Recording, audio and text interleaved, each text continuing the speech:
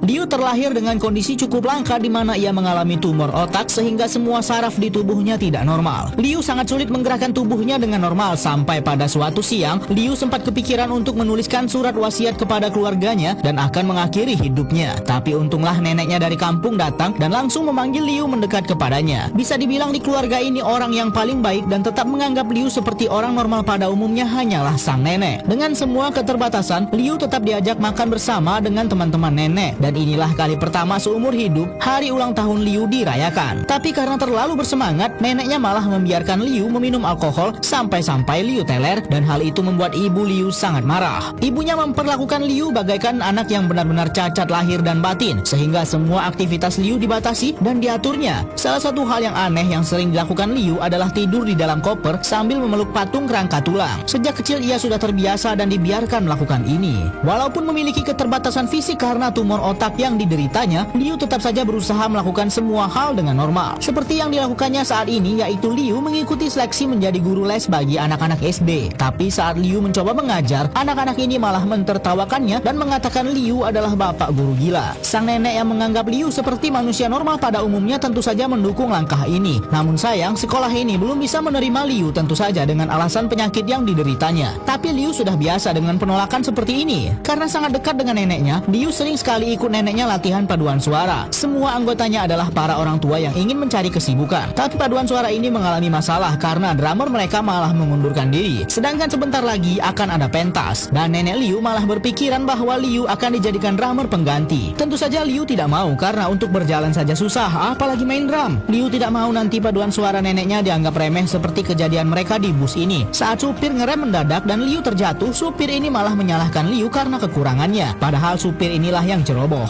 Bayangkan saja orang dengan penyakit lumpuh otak dan tidak bisa menggerakkan tubuhnya dengan normal malah disuruh main drum. Salah satu anggota paduan suara ini pun marah dengan nenek Liu karena malah menyuruh cucunya yang lumpuh untuk main drum. Tapi saat sedang mencoba menabuh beberapa kali, Liu malah tidak sengaja bertemu dengan wanita yang untuk pertama kalinya menatap dirinya dengan tajam. Dan untuk pertama kalinya juga Liu merasakan hatinya berbunga-bunga sampai Liu tidak bisa berhenti memikirkan wanita tadi. Di saat Liu sedang berhayal, ibunya malah datang dan mengatakan bahwa Liu tidak boleh berkuliah di kampus normal. Padahal itu adalah cita-citanya. Tentu saja mendengar itu membuat Liu sangat kesal, padahal Liu bukanlah orang dengan cacat mental. Otaknya masih bisa bekerja dan ia termasuk anak yang pintar. Bahkan teman-teman neneknya pun sering meminta bantuan Liu jika ada hal yang mereka tidak mengerti terkait dengan gadget mereka. Tepat saat ini pula Liu bertemu lagi dengan wanita yang sudah menarik perhatiannya. Liu juga semakin GR karena wanita ini terus mendekatinya dan menghiburnya. Tapi saat Liu baru saja akan mulai latihan main drum, drummer lama yang sempat mengundurkan diri malah datang lagi dan menghina Liu, lalu mengatakan orang cacat tidak akan bisa main drum. Dan wanita ini malah mendukung Liu untuk membuktikan kepadanya bahwa omongannya tidak benar. Memang agak lain bapak tua ini malah menantang seorang anak dengan penyakit tumor otak untuk beradu skill main drum. Untuk menggerakkan tangan secara normal saja sulit bagi Liu, apalagi main drum. Tapi kelompok paduan suara orang tua ini tetap mendukung Liu untuk terus berlatih. Walaupun drummer asli mereka sudah datang. Wanita yang baru saja Liu kenali di taman ini benar-benar membuat hatinya terbakar sampai membuat Liu setiap malam memikirkannya. Bahkan wanita itu terus hadir di mimpi Liu. Di mimpi ini Liu terlihat normal dan sehat sejahtera. Tapi saat ia terbangun dari tidurnya, ia benar-benar merasa sangat malu saat neneknya akan masuk kamar. Ternyata Liu mendapati bahwa celananya sudah basah dan tak mau neneknya melihat. Cepat-cepat Liu mencuci spraynya agar apa yang sudah terjadi saat tidur tidak ketahuan. Tapi ternyata neneknya peka dan mengatakan itu hal normal. Liu juga tetap bisa bereproduksi walaupun dia tumor otak, dan itu adalah tanda bahwa Liu sudah dewasa. Dengan semua keterbatasannya, Liu tetap bertekad ingin hidup seperti orang normal dan ia pun mencoba melamar pekerjaan di sebuah kafe. Neneknya pun juga diam-diam mengikuti Liu. Manajer kafe menjelaskan bahwa sebenarnya mereka mencari orang normal karena pekerjaan ini sangat berat. Tapi Liu malah berjalan keliling kafe dan melihat semua menu di dinding. Lalu saat ia kembali menghadap manajer, Liu bisa menyebutkan ulang semua menu di sana dan Liu berkata, walaupun ia cacat tapi ingatannya sangat tajam dan bisa belajar dengan cepat. Setelah mencoba melamar pekerjaan di sebuah kafe dan menunjukkan kelebihannya walaupun dirinya cacat, Liu akhirnya membawa kabar baik kepada neneknya bahwa ia akhirnya diterima kerja. Disinilah titik kehidupan Liu mulai membaik, di mana mulai muncul orang-orang yang menganggapnya normal dan tidak memiliki kekurangan apapun. Orang-orang seperti Yaya dan juga tim paduan suara neneknya benar-benar membuat Liu kembali mendapatkan semangat hidupnya walaupun ia sempat kepikiran untuk mengakhiri hidupnya itu. Betapa senangnya Liu saat bisa menghasilkan uang sendiri untuk biaya kuliahnya. Hubungan Liu dan Yaya pun semakin dekat dan Yaya sudah mau main ke kamarnya. Dan ada satu hal yang benar-benar mengejutkan Liu. Yaya bertanya apakah Liu bisa erek.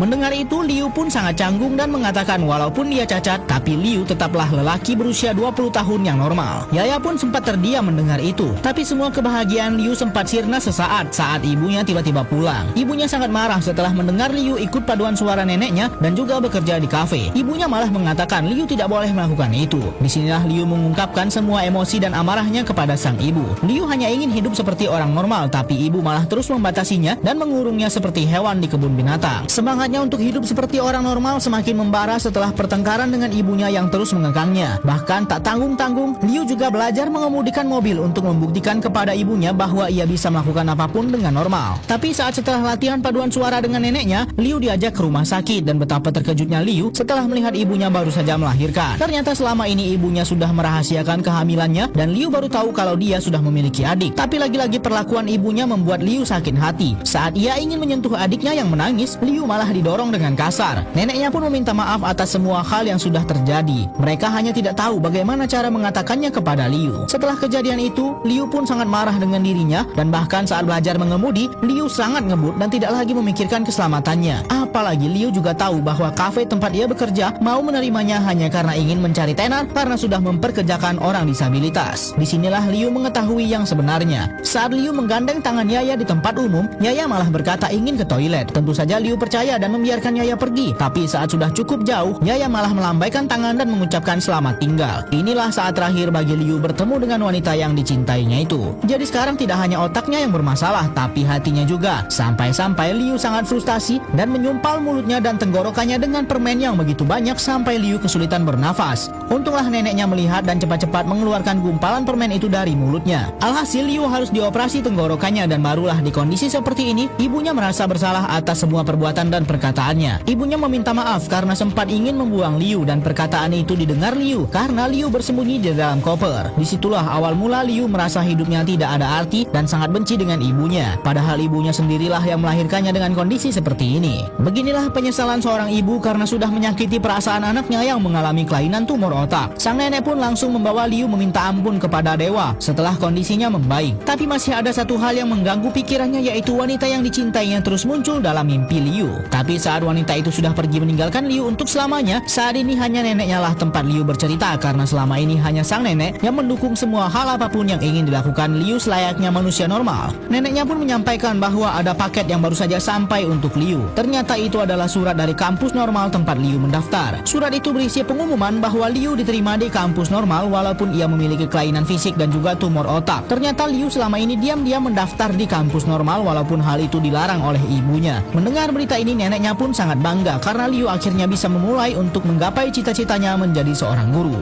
Pria disabilitas yang mengalami tumor otak ini sangatlah senang setelah mendengar ada salah satu kampus orang normal yang cukup tenar telah menerimanya. Sudah banyak sekali kesulitan yang dilewati oleh Liu sampai-sampai ia sempat ingin mengakhiri hidupnya. Mulai dari pertengkaran besar dengan ibunya karena sang ibu mengatakan bahwa tidak ingin anak sepertinya, dan Liu juga sudah ditinggal begitu saja dengan wanita yang ia suka. Kini Liu mendapatkan kembali harapan untuk hidup. Liu juga akan pergi bersama rombongan paduan suara neneknya yang akan tampil dalam acara festival. Tapi neneknya malah mendapat kabar bahwa promotor acara tersebut malah kabur dan membawa uang semua peserta. Tapi untunglah neneknya ternyata belum membayar ke promotor dan uang mereka semua masih aman. Alhasil mereka pun memutuskan untuk datang ke acara salah satu perusahaan bus yang sempat memperlakukan Liu dengan buruk. Perusahaan itu mengundang Liu dan keluarganya, dan dalam forum ini perusahaan itu menyampaikan maaf kepada Liu dan keluarganya. Tapi saat melihat mereka diberikan sembako, Liu sempat merasa marah, dan saat Liu dipersilahkan untuk memberikan pidato, disinilah Liu menyampaikan bahwa ia sangat berharap bahwa orang dengan kekurangan fisik sepertinya janganlah hanya dijadikan sebagai media mencari perhatian. Ia tidak mau dikasihani dan hanya ingin diterima dengan normal di masyarakat. Mendengar pernyataan Liu, semua orang pun sepertinya sangat terpukul. Liu benar-benar sangat lega bisa menyampaikan pemikirannya di forum yang besar dan ia berharap bisa melanjutkan hidupnya.